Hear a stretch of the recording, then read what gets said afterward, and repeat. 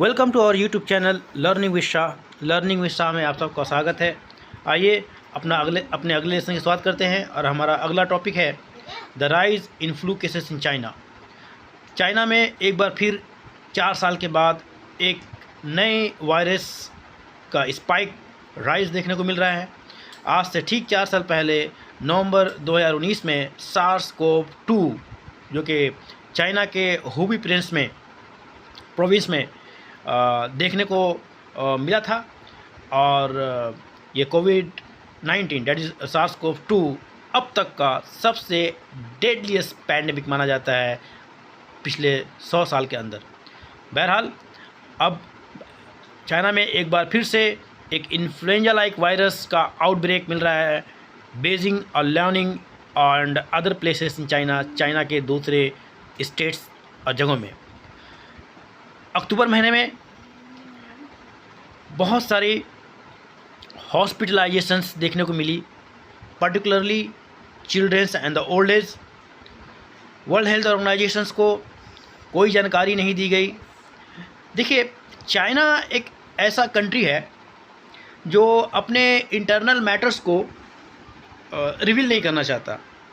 China के अंदर क्या हो रहा है, चाइना में कौन सी बीमारी फैली हुई है या चाइना में किस तरह के एक्सपेरिमेंट्स चल रहे हैं in the field of technology, in the field of health and science, China अपने मुल्क के बाहर के लोगों को, इंटरनेशनल ऑर्गेनाइजेशंस को रिवील नहीं करना चाहता। They always want to keep it a secret, they always want to keep it hidden from the world's eye. लेकिन वर्ल्ड हेल्थ ऑर्गेनाइजेशंस को जैसे ही इस बात की भनक मिली, उन्होंने चाइना पर दबाव डालना शुरू किया कि आप अपने कंट्री के जो बीमारियां हैं, जो वायरल डिजीज़ हैं, उनको हमारे साथ शेयर कीजिए। तो चाइना ने बहालत मजबूरी दबाव में आकर वर्ल्ड हेल्थ ऑर्गेनाइजेशन के साथ डेटा को शेयर किया है, जिसमें कुछ चौंका देने वाले आंकड़े हैं। हालांकि ये जो स्पाइक्स हुआ है हॉस्पिटलाइजेशन में अमॉन्ग चिल्ड्रन, खासकर ये माइकोप्लाज्मा निमोनिया मई महीने से ही ये वायरस जो है काफ़ी तेज़ी पकड़ा हुआ है। इसके साथ साथ RSV एडिनो वायरस और इन्फ्लुएंजा वायरस अक्टूबर महीने से चाइना में एक तहलका मचाए हुए है। लेकिन ये डेटा छुपाने वाली नहीं थी। ऐसी कोई बात नहीं थी जो चाइना को, अगर ये वर्ल्ड हेल्थ ऑर्गेनाइजेशन के साथ डेटा शेयर करता तो कुछ ऐसी बात लोगों के सामने आ जाती जिससे चाइना को इंटरनेशनल स्टेज पर शर्मसार होना पड़े या फिर इनका कोई इकोनॉमिक या पॉलिटिकल लॉस हो।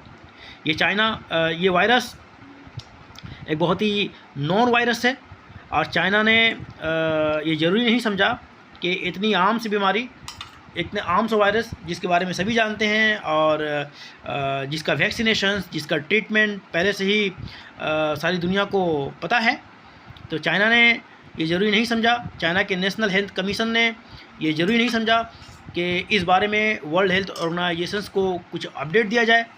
बहरहाल 2019 में जो कुछ हुआ, 2019 में कोविड-19 का जो ओरिजिन हुआ चाइना से और जिस तरह से पूरी दुनिया में इसका स्प्रेड हुआ, इससे कहीं ना कहीं सारी दुनिया एक खौफ में आ गई है।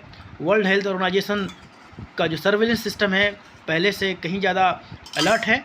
वो चाहते हैं कि इस तरह की ऐसी कोई इन्फेक्शस डिसीज़ का दोबारा फिर से ऐसा जो स्प्रेड हुआ, हालांकि ओरिजिन किसी के हाथ में नहीं, ओरिजिन को रोकना, वायरस की पैदाइश को रोकना तो ये थोड़ा मुश्किल है, लेकिन हम उसके स्प्रेड को कंट्रोल कर सकते हैं। और इस बार वर्ल्ड हेल्थ ऑर्गेनाइजेशन जो है काफ़ी सतर्क है और ये हर कंट्री की जिम्मेदारी है कि वो अपने कंट्री के जो मुख्तलिफ बीमारियां हैं, अपने हेल्थ रिलेटेड जो इश्यूज़ हैं, डिफरेंट वायरल डिजीज़ और एंड ऐसी बीमारी जो कम्युनिकेबल है, ऐसी बीमारी जो नॉन कम्युनिकेबल है लेकिन जिसकी मोर्टेलिटी रेट ज़्यादा है या जिससे इंसानियत को ख़तरा लाक है, वो वर्ल्ड हेल्थ ऑर्गेनाइजेशन के साथ अपने डेटा को शेयर करे, ताकि वर्ल्ड हेल्थ ऑर्गेनाइजेशंस इन डेटा को लेकर स्टडी कर पाए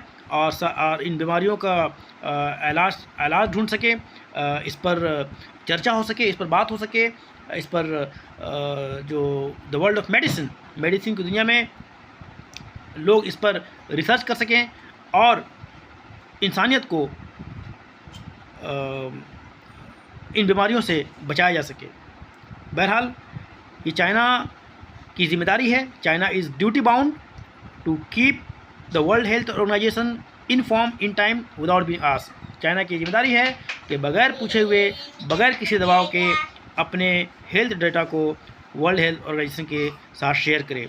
ये ना सिर्फ चाइना के लिए है, बल्कि दुनिया का कोई भी कंट्री हो, उसकी ये जिम्मेदारी है कि वो इस तरह के वाइटल डेटा को, इस तरह के वाइटल इन्फॉर्मेशन को अपने तक महदूद ना रखे, उसको छुपा कर ना रखे, बल्कि उसे इंटरनेशनल ऑर्गेनाइजेशन के साथ शेयर करे, वर्ल्ड के साथ शेयर करे, ताकि हम ना सिर्फ उस मुल्क के लोगों को बल्कि सारी दुनिया को ख़तरात से, चाहे वो मैन मेड हो, चाहे वो नेचुरल हो, चाहे वो वायरल हो, चाहे वो जंग के नतीजे में होने वाली तबाही हो, हमारा मकसद दुनिया को बेहतर बनाना है, हमारा मकसद इंसानियत की खिदमत करना है, हमारा मकसद इंसानियत को आगे ले जाना है।